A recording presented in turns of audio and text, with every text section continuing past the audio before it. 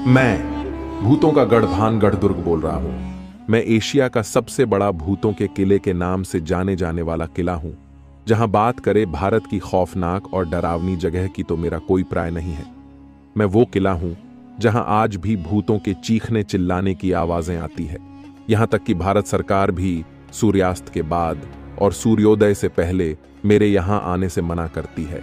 मैं आज भी उन डरावनी कहानियों के इतिहास के साथ टूटी फूटी जर्जर हालत में यहां वीरान जंगलों में खड़ा हूं और अपने जीवन के अंतिम दिन काट रहा हूं। मैं मेरे भूतिया होने की पूरी कहानी आज आपके सामने बयान करूंगा, लेकिन जरा सोच कर देखो, सरकार ने तो सूर्यास्त से पहले और सूर्य उदय होने तक मेरे पैर दुर्ग में किसी के रहने की मनाही कर दी है, परंतु मैं कहां जा सकता हूं। मुझे तो आज भी काली अंधियारी रात में वह सब कुछ सहन करना पड़ता है जो एक जीवित इंसान पल भर के लिए भी सहन नहीं कर सकता। मैं ये सब सह रहा हूं अकेला निदांत जंगलों और वीरानों के बीच। भूत प्रेत की कहानियां सुनने और देखने में बड़ी रोमांटिक लगती है, लेकिन जरा सोचिए, ये सब आपके साथ घटित हो तो क्या आपको रोमांचक लगेगी या फिर आप डर के मारे थर थर कांपने लगेंगे। लेकिन मैं यह सब खुद में महसूस करता हूं। किसी पैरालौकिक शक्तियां, भूत प्रेत जैसी आत्मा का आपके आसपास होना आपको डरा देगा? अगर ऐसा सच में आपके साथ हो जाए तो आप अपने प्राण तक गवा दोगे। अच्छा हुआ मैं निर्जीव हूं, मुझ में प्राण नहीं है, अन्यथा मैं रोज मरता रोज मेरी आत्मा को डर डर के मरना पड़ता। मेरे किले का तालाब वाला क्षेत्र पेड़ों से घिरा हुआ और महल के परिसर के भीतर एक प्राकृतिक जलधारा तालाब में गिरती है।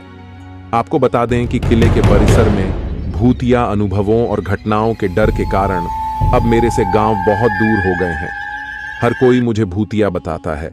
हर किसी का बस यही डर रहता है कि भानगढ़ किले के भीतर क्या है। कहने को तो संसार में बहुत सारी जगह भूतियां कही जाती है, लेकिन मैं राजस्थान के अलवर जिले के सरिस्का राष्ट्रीय उद्यान की सीमाओं में स्थित ऐसा किला हूं जिसको सरकारें भी नॉर्मल जगह नहीं मानती। वहां पर लगे ASI के बोर्ड में साफ लिखा है कि मेरे प्रांगण में रुकना सख्त माना है। अगर आप रुके तो उसके जिम्मेदार आप खुद होंगे। आपको बता दूं, जो भी रात में आज तक मेरे दुर्ग में रुका, उनके साथ घटित घटनाओं का मैं साक्षी हूं। अकबर के दरबार में नवरत्नों में से एक महाराजा मानसिंह के भाई माधव सिंह ने मेरे इस किले का निर्माण 16वीं शताब्दी में करवाया था। मेरे इस विशाल आकार वाले भव्य दुर्ग में पहले लोग भी रहा करते थे, लेकिन भूतिया हो जाने के बाद एकाएक मेरे इस पूरे प्रांगण को खाली कर दिया गया और मुझे अकेला इस वीरान जंगल में छोड़ दिया गया। मेरे किले की प्राचीर में प्रवेश करते ही आपको टूटे फूटे खंडहर दिखेंगे जो मेरे को शापित होने के पहले के ग्रामीण की दुकानों और घरों का एहसास कराएंगे। वहीं पास में आपको नृत्यकों की हवेली टूटी फूटी जीर्ण हालत में दिखेगी और नृत्य के घुंघरू की आवाज आज भी मैं अंधकार वाली मध्य रात्रि में सुनकर मंत्रमुग्ध हो जाता हूं और अपने उसी भव्य अतिथि में लौट जाता हूं। लेकिन मैं जानता हूं उन आत्माओं के दुख को जो कई शताब्दियों से आज भी उसे श्राप का ढंश झेल रही है। जैसे जैसे आप मेरे परिसर में आगे बढ़ते जाएंगे, कई खंडहर देखते जाएंगे। किसी भी खंडहर की छत को सही सलामत नहीं पाएंगे सिवाय मंदिरों के। मेरे प्रांगण में कई मंदिर है जो आज भी सही सलामत खड़े हैं। उन्हें आराध्यों के दर्शनों और उनकी ताकत से मैं आज भी हाथ टूटा फूटा जीर्ण शीर्ण हालत में भूतों की कहानियों के साथ खड़ा हूं। जैसे ही आप दुर्ग के मुख्य दरवाजे पर आएंगे, आपको लोहे के द्वार मानो भूतिया किले में आपका स्वागत करने के साथ ही चेतावनी देते हुए दिखाई देंगे। जरा सब्र कीजिए, मैं आपको वो भूतिया कहानी भी बताने वाला हूं जिससे मेरी हालत हुई। वो सभी डरावनी बातें, उन जगह के साथ घटनाओं का जिक्र करूंगा जो आपको मेरे बारे में बहुत अच्छी तरह समझ आएंगी। थोड़ा आगे बढ़ने पर आपको ऐसा जलकुंड दिखाई देगा जिसमें पूरे साल हर दिन पानी भरा रहता है। इसमें पानी आने का रहस्य एकदम गुप्त है, इसलिए इस कुंड को प्राकृतिक जलकुंड के नाम से जाना जाता है। यहीं पर जलकुंड के पास में ही महादेव जी का मंदिर है जो आज भी ज्यों का त्यों खड़ा है। इस मंदिर को आज भी उस तांत्रिक के श्राप ने प्रेम आत्माओं का कुछ भी बिगाड़ ना सकी। लेकिन आगे मैं आपको अपने भव्य महल की हालात दिखाऊंगा जो उन्हें प्रेत आत्माओं ने महल की हालत कैसी कर दी है। अब आगे चलते चलते मैं आपको मुख्य महल की ओर ले चलता हूं जो मेरे दुर्ग का सबसे मजबूत और राजशाही परिवारों का निवास स्थान हुआ करता था। आप देखिए कितनी मजबूती से मेरे महल के परखोटे और दरवाजों का निर्माण किया है, लेकिन किसी हमले से तो मैं बचा रहा। लेकिन उन आत्माओं से बचने के लिए ये परखोटे पर्याप्त मजबूत नहीं थे, और मेरी यह जीर्ण शीर्ण हालत का जिम्मेदार मैं किसको मानूं? दोस्तों, मैं अपनी पूरी दर्द भारी कहानियां आपको बयान करूंगा। मेरे मुख्य महल के अंदर प्रवेश करते ही आपको चमगादड़ों के मल की बदबू से लेकर चमगादड़ों की आवाज के साथ मैं मेरे जीर्ण शीर्ण हालत में मेरे महल के कमरों की दीवारें दिखाई देंगी। मानो आपसे कह रही हो कि हमारी इस दयनीय दशा को देखो। काली अंधियारी रातों में ये चमगादड़ की चमकीली आंखें मानो मुझे मेरी राजशाही दिनों की याद दिलाती। शापित और आत्माओं का बसेरा होने से पहले मैं एकदम रंगीन जगमगाता हुआ विशाल दुर्ग हुआ करता था, वैसे ही मेरी नजारे हुआ करते थे। इन्हीं महलों के कमरों में राजशाही परिवार की महिलाओं के कदम बढ़ते थे और उनकी पायलों की छन छन की आवाजों से मैं भाव विभोर हुआ करता था। लेकिन अब मुझे कई प्रकार की प्रेत आत्माओं और नृत्य के घुंघरू की आवाजों के साथ काली अंधियारी रातें गुजारनी पड़ती है। इन्हीं महलों में रहने वाली एक राजशाही परिवार की रानी हुआ करती थी, जो मेरे ही महलों में आती जाती। मैं उनको निहारते रहता, इतनी सुंदर रानी मेरे यहाँ निवास करती है। फिर आई वो काली अंधेरी रात, जिस दिन मेरी इस राजमहल को भगवान जाने किस काले साए की नजर लग गई, और उसे रात्रि के बाद हुई एक तेल खत्म हो गया है, तू लेकर आएगी क्या बाजार से? यह चर्चा तो निजी कमरे में रानी और दासी के बीच हो रही थी, परंतु मैंने महसूस किया कि तांत्रिक ने अपने तंत्र क्रिया से रानी और इन दासियों में होने वाली चर्चाओं को सुन लिया और अपने तंत्र की क्रिया से महल के बाहर मौजूद बाजार में एक दुकानदार बनकर बैठ गया। महलों के बाहर इन दुकानों के अवशेष आज भी आप देख सकते हैं। फिर क्या था, मेरे महल के दुर्ग से निकलती हुई मैंने एक दासी देखी, जो संभवतः सुंदर रानी के बालों में लगाने वाला सुगंधित तेल लेने जा रही थी। मैंने देखा कि रानी के लिए हमेशा एक ही दुकान से सामग्री लाई जाती थी, परंतु जैसे ही दासी की नजरों में उस तांत्रिक ने अपनी नजर डाली, मानो दासी तंत्र क्रिया से सम्मोहित होकर उस तांत्रिक की दुकान की ओर मुड़ गई। फिर वहां से उसे तांत्रिक के द्वारा एक विशेष तंत्र क्रिया से किया एक तेल खरीदकर मेरे दुर्ग में दासी घुस गई। उस समय मुझे आभास हुआ मानो मेरे काल ने मेरे अंदर ही प्रवेश कर लिया हो, लेकिन मैं उन सब बातों से अनजान था। जैसे ही दासी ने उसे सुगंधित तेल का पात्र रानी की ओर बढ़ाया, उसे पात्र को देखकर रानी वापस आई तो वो देखती है कक्ष में राजा के साथ सारे मंत्रीगण मौजूद थे। रानी ने सारा वृतांत कह सुनाया।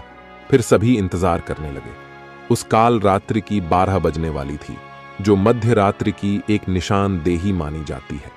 महलों की खिड़कियों से मानो सभी राजशाही परिवार दर्शक के रूप में बैठे बैठे देख रहे हों, और रात्रि में एक वो चट्टान जिस पर तेल डाला गया था, वो उड़कर सीधे उस तांत्रिक की कुटिया पहुंच गया और सीधा तांत्रिक के ऊपर गिर गया। उसने मुझे श्राप देते हुए ऐसा तांत्रिक टोटका कहा और श्राप दिया कि कुछ ही घंटे के बाद जो भी इस महल में रहेगा उसके प्राण मैं ले लूंगा। ये श्राप सुनकर आनन्न फानन्न में महाराजा ने अपने पूरे परिवार सहित ये राजमहल छोड़ने का निर्णय लिया था। लोग महल छोड़ भी दिए और पूरा नगर खाली हो गया, लेकिन जल्दी इतनी थी कि पूरी रात में पूरा नगर खाली नहीं हो पाया। सुबह होते ही उस तांत्रिक की आत्मा ने, जो नागरिक और राजशाही परिवार के सदस्य मेरे दुर्ग परिसर में बच गए थे, उन्होंने सभी के प्राण ले लिए और मैं ऐसे ही खड़ा खड़ा सबको दिखता रहा। मैं सहम गया। मैं अपने नगर को उजड़ते हुए मेरी आंखों से देख रहा था और मैं कुछ ना कर सका। उस तांत्रिक ने उस सुगंधित तेल में ऐसी तंत्र क्रिया की थी कि इसके द्वारा जो भी उस तेल को अपने बालों में डालता, वो सीधा उसे तांत्रिक के पास पहुंच जाता। इसलिए चट्टान पर डालने से वो चट्टान रात के ठीक 12 बजे उस तांत्रिक के ऊपर जा गिरी। कुछ ही महीनों में मेरा महल एकदम खंडहर बन गया और पूरे महल की छतों को जगह जगह से गिरता महसूस करने लगा। लेकिन आज मैं मेरे परिसर में मौजूद मंदिरों को ज्यों का त्यों खड़ा पाता हूं। इसी के साथ मेरे दुर्ग के बारे में यह कहानी भी प्रचलित है कि उक्त भानगढ़ बालूनाथ यूवी की तपस्या स्थल था, जिसने सुशर्त पर भानगढ़ के किले को बनाने की अनुमति दी थी। किले की परछाई कभी भी मेरी तपस्या स्थल को नहीं छूनी चाहिए, परंतु राजा माधव सिंह के वंशजों ने इस बात पर ध्यान नहीं देते हुए किले का निर्माण ऊपर की ओर जारी रखा।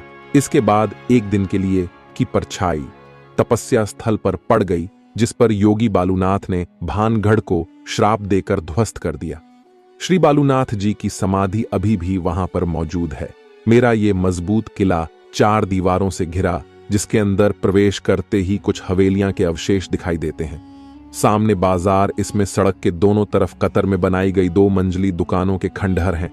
किले आखिरी छोर पर दोहरे अहाते से घिरा 3 मंजिला महल है, जिसकी ऊपर मंजिल लगभग पूरी तरह से ध्वस्त हो चुकी है।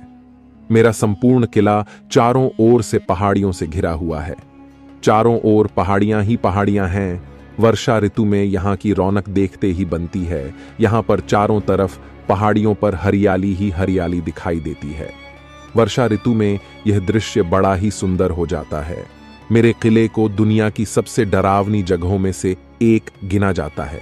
ऐसा माना जाता है कि यहाँ पर आज भी भूत रहते हैं। आज भी यहाँ सूर्योदय होने से पहले और सूर्यास्त के बाद किसी को रुकने की अनुमति नहीं है। मेरे दुर्ग के सबसे ऊपरी भाग की ओर आप जाकर दुर्ग के चारों तरफ से देखेंगे तो मेरे विशाल दुर्ग के ऊपर किस प्रकार का जुर्म हुआ है उसे आप महसूस कर पाएंगे। लेकिन आपको डरने की कोई जरूरत नहीं है। आप आइए, मैं आपका स्वागत करता हूं।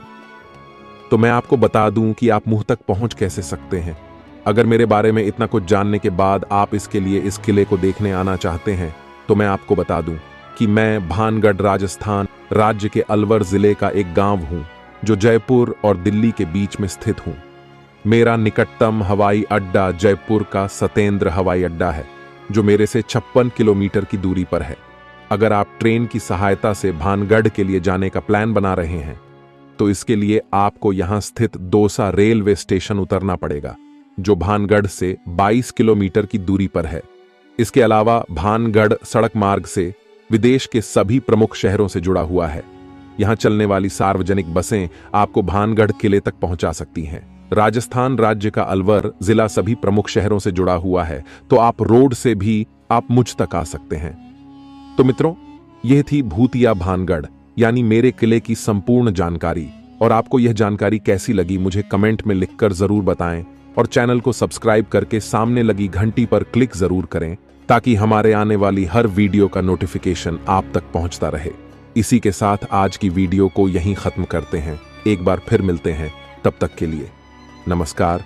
जय हिंद, जय भारत।